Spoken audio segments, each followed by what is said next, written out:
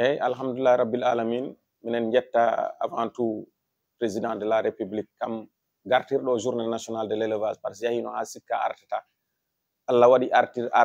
artira Kaolack donc ɗum il faut yette ɗon si ɗum yawti ɗen jetta autorité ji administrative gonɗi sur place woni gouverneur préfet et sous préfet ji mum fof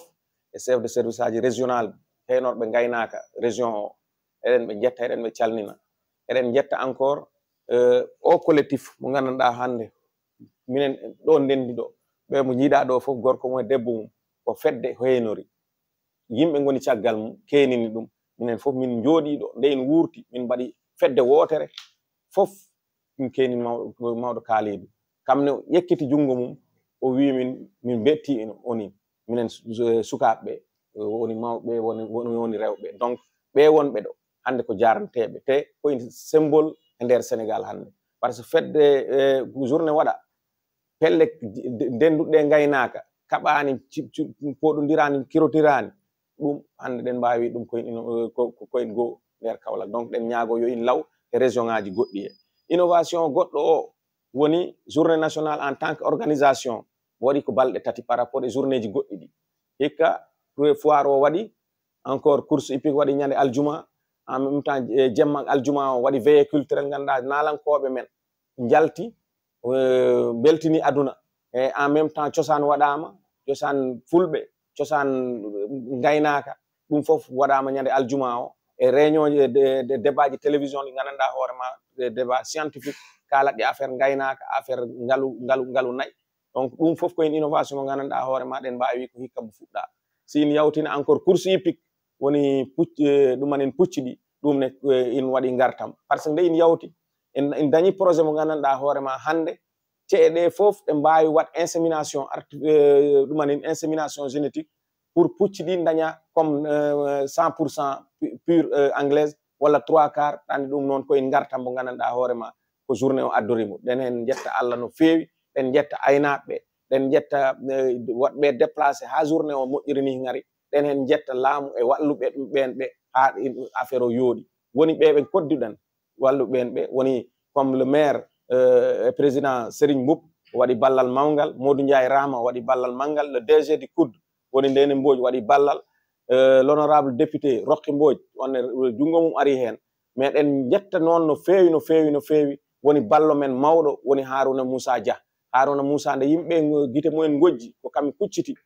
walli en ha aynaɓe ɓorinoɓe wadde déplacé mobilisé ngara Allah waɗi en ɓe walli en ha mobilisation waɗi ñaama haara fija fof donc ɓen ɗon fof il faut hande ɓe jette donc noon sen jooɗima hande il faut jettenɓe e dow inde aynaɓe région de Kaolack e dow inde aynaɓe Sénégal e dow inde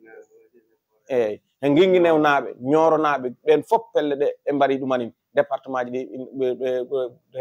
e heynugol kawkaliɗo donc wax degg Yallah Kaolack kam ko Kaolack Sénégal en beltima hen rewɓeɓe worɓeɓe rewɓe noon encore mention spéciale kamen boppi fof ɓe ɓornaki ɓe mbaɗani toilette ɓen goni e katane he ɓe defa ɓe ñammina donc kamenne ko fotɓe yette ko fotɓe jarne donc au nom de toutes les femmes Fatmata Ba Keccel e maire Meta onon kamen keynor rewɓe vraiment in woni journée mo gandanɗa hoorema he comité o fof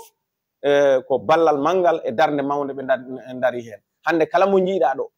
ko yaata semaine o acci galle mum o jooɗi pour o journée rewa lawol donc ɓe mbawa was yette eyyi ɗa andi ayi aduna kam il faut nanguira en ni no in ardi ko waɗanno ko ɗiya duuɓi jawtuɗi par ce que journée nationale de l'élevage si waɗanno famɗi région o mbaɗa ɗo accueillir kam ko famɗi siɓe ɗumanini par ce que aali ka haalni en ɗo Mbakke nde ɓe mbaɗi organisé nde ko haali ko ɗo ɓuuri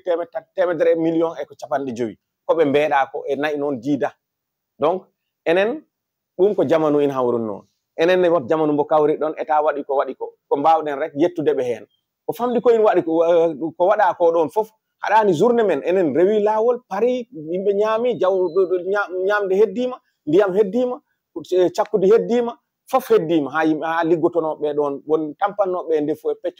peccana ko ɗumanin pour kamen au moins ɓe andine ko ɗumanin donc ɗum koyen yettere Allah ko wiite ko rek ko heewi fof ko dañi barke ɓuuri ɗum ko dañɗen na famɗi état ɗum weeri jettenen Allah jettenen walluɓe ɓen ɓe ha mbawɗen ɗon yotto ha mbawɗen heɓ hande ko keɓɗen ko donc ɗum woni nos grand parrain ɓeɓe ginnuɗon ɗo nos grand financier nos grand soutien ɓeɓe limɗen ɗo woni Serigne Mboup en Modou Ndiaye Rahma docteur Ndene Mbodj honorable Roqi Ndiaye